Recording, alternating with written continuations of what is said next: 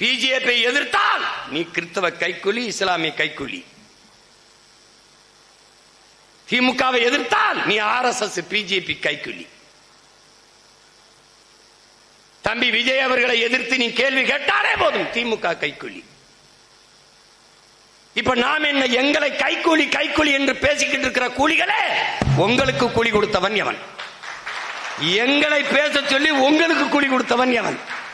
ஏன்னா அந்த பெட்டி வாங்கி வாங்கியே பழக்கப்பட்டவன், கூலி வாங்கி வாங்கியே பழக்கப்பட்டவன் இதையதான் பேசுவான். நீ எதை சொல்லு கூலி, உன்னை சிறுமைப்படுத்துவான்.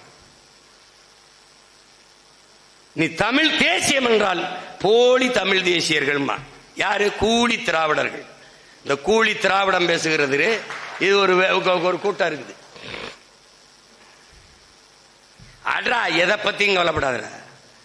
தலைவன் எனக்கு சொன்னது அவர் இப்படி விமர்சிக்கிறார், இவர் இப்படி விமர்சிக்கிறாருன்னு. விமர்சனம் வெறும் சொற்கள் தானப்பா, நம்மளை காயப்படுத்தும் கற்கள் இல்லையேன்ட்டாரு. வைரக்கற்களை விட்டு விட்டு எரிந்தால் எடுப்போம், வெறுங்கற்களை விட்டு இருந்தால் தடுப்போம், அவ்வளவுதான். இதுக்கு போட்டு எதுக்கு அவன் பாட்டு பேசிட்டு போறான்.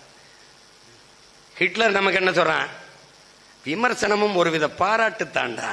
யாரையோ ஒருத்தனை நீ பொறாமப்பட வச்சிருக்கீங்கிறான். எவன் உன்னைய பார்த்து அதிகமா விமர்சிக்கிறானோ அவன் தாண்டா உன்னை பார்த்து ரொம்ப பயப்படுறான்ட்டு.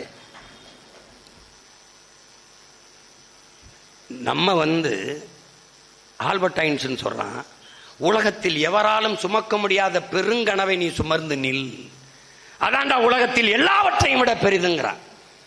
அப்படி நீ எப்படிப்பட்ட கனவு? பன்னெடுங்காலமாக தாழ்த்தி வீழ்த்தப்பட்ட அடிமைப்பட்டு கிடக்கிற அன்னை தமிழ் சமூகத்தின் உரிமை மீட்சி விடுதலை என்கிற புனித கனவை சுமந்து நிற்கிற. இது உலகத்தில் எல்லாவற்றையும் விட பெருசு. இந்த அற்ப பதர்களா நமக்கு கால் தூசியோ போய அங்கு போய. இங்க இருக்கிற கூட்டத்துக்கு பல பேருக்கு பொழுது போகவில்லை, நமக்கு பொழுது போதவில்லை. ரெண்டையும் புரிஞ்சுக்கணும். அவன் பொழுது போக உட்காந்துட்டு பொறணி வச்சுட்டு இருப்பான். கலைஞ்சி இதை செஞ்சிருக்க கூடாத, ஏகலை இவனுக்கு எதுக்கு தேவையில்லாத பேச்சு. எனக்கு 100 டைரக்டர் இருக்கான். சீமான் அப்படி பேசிக்கூடாது. சீமானுக்கு எதிர்க்கு திமுக தானே, எதுக்கு இதை பேசுறாப்பல? சீமான் சிவப்பு சட்டை போட்டிருக்கப்படாது. சீமா ஏன் கருப்பு கலர்ல இது பேண்ட் போட்டிருக்காப்ல? அங்க வேட்டி தான் கட்டி போயிருக்கணும். இவன் டேய் போடாங்கிட்டு. இப்ப நமக்கு என்ன பெருமை? ஏதோ பேசி பொழைச்சிட்டு போறான் பாவம். நம்மள பேசினா தான் அவனுக்கு 10 காசு பிச்சை போடுறான் 4 பேரு. அதுல இங்க ஒரு கொடுமை என்ன தெரியுமில? என்னைய பத்தி பேசுறத அவனுக்கு 10 பேர் கூட பார்க்க மாட்டான். ஆனா பாக்குற ஆள் யாரு? ஏன் ஆளுதான். சும்மா விடமாட்டேன் சீமானை, இப்படி ஒரு தலைப்பை போட்டுறான். என்னடா சீமானை யார் அந்த நாயி? யாரு? அண்ணனை இதை விட மாட்டேங்கிறான்னு போய் தட்டி தட்டி தட்டி தட்டி பார்த்தோன்னே அவனுக்கு 3 லட்சம் போய் விழுந்துருது. அந்த நாய் காலையில ஒரு கட்டிங்க போட்டு உட்கார்ந்துக்கிட்டு, ஏய் சீமானை உன்னை தெரியாதா, நீ ஏன் அந்த விட அப்படி பேசினாய், அந்த இடத்தில் ஏன் இதை பேசுகிறாய், அவன் பேசிட்டு படுத்துக்குறான்.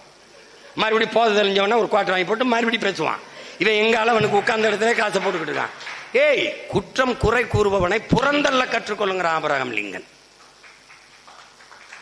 ஏய் போடா அங்கிட்டு, போடா அங்கிட்டு, போடா அங்க போட உட்கார. என்னைய பேச வேண்டிய தேவை, என்னை எதிர்க்க வேண்டிய தேவை, உன்னை எதிர்க்க வேண்டிய தேவை அவனுக்கு இருக்கு.